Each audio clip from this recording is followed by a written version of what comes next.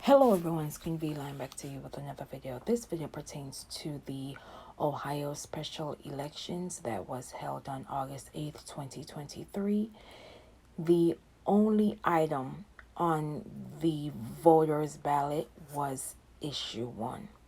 It was a Republican-led legislative amendment to Ohio's constitution that would raise the threshold for future constitutional amendments to become law.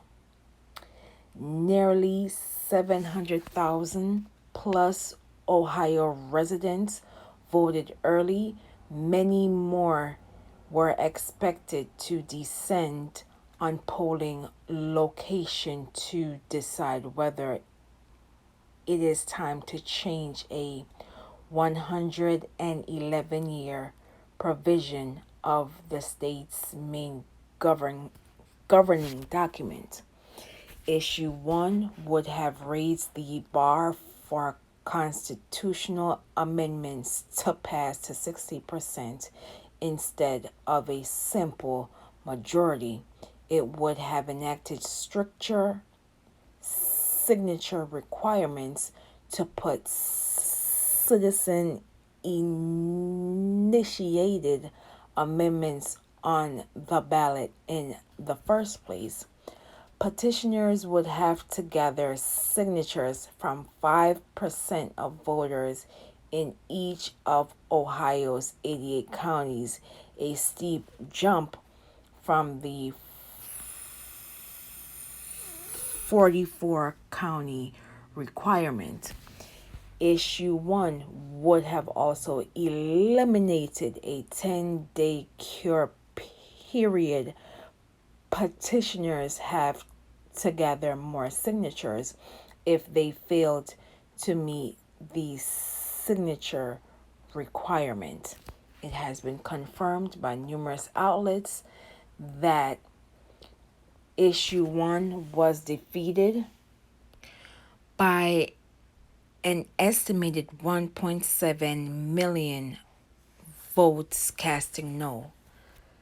The reason why the special election was held in August was due to the General Assembly passing a sweeping voting reform legislation last December that implemented a new photo ID law and eliminated most of August's special election.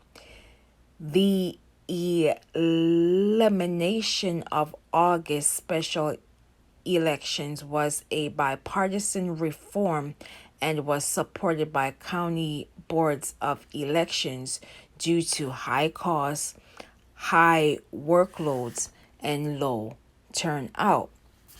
But in May, Republican state legislators, with the blessing of Secretary of State Frank LaRose, voted to hold an August special election for issue 1. After the results were read, a spokesperson for the Ohioans United for Reproductive Rights, the coalition behind the abortions rights amendment, called issue 1 an attack on Ohio's democracy and pointed to focus on the November election.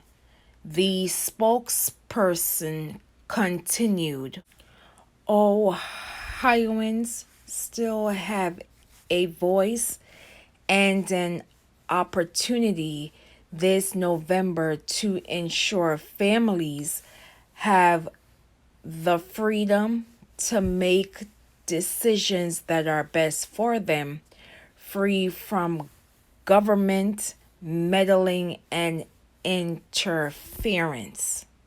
Speaking of interference, just last year, Ohio denied health access to a 10-year-old child after that child was violated in the worst way and needed access for an abortion. The child had to go to another state, Indiana, in which a doctor took care of that child, but instead, grown adults in Congress and AGs took it upon themselves by gaslighting this child and her family by stating that she was lying about this horrific incident that occurred last year. Since the overturning of Roe v. Wade, we have seen stories across the country in which persons are being denied access to health care as it pertains to abortion, and they have significant consequences for these patients. They include NanacyDavis of Louisiana, who was denied health care due to Louisiana's strict abortion laws. What should have been a happy time for Miss Davis and her family turned their world upside down when they were informed that her child had fetal acrania, in which the skull or brain is not fully developed, and most babies, when brought to full term, are either stillborn, transition within minutes, or they last 1 week. Miss Davis had to travel to another state in order to save her life and get the proper treatment needed for this unfortunate moment in her life.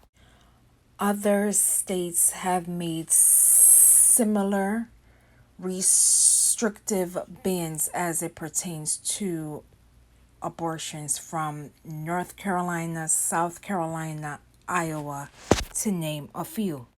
Last year, states such as Kansas and Kentucky had similar elections as it pertains to restricting abortion laws, in which the voters came back rebuking those notions, and still we have attorney generals such as Daniel Cameron using his authority with other AGs, trying to or gaining access to persons' medical records and criminalizing those persons if they left their state.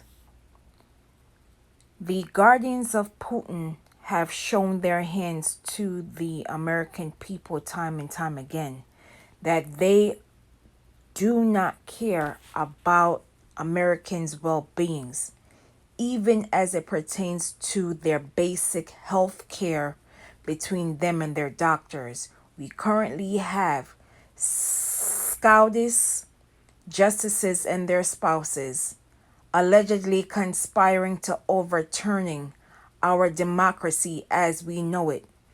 Roe v. Wade was just the beginning, and they are willing to strip our democracy before our very eyes. What are we going to do as Americans as these elections continue? Will we idly sit by and watch our democracy as we know it be taken away by persons who clearly do not care about their fellow Americans? Or are we, the people, going out there and voting because every vote counts? And clearly, they are afraid of the people when they vote. The guardians of Putin know that when everyone votes, things change and society is better for it. I will leave in the comments and description below for organizations and hotlines as it pertains to voting. And as always, elections have consequences. Elections matter. I thank you for watching. And as always, please be safe out here, and I will see you in the next video.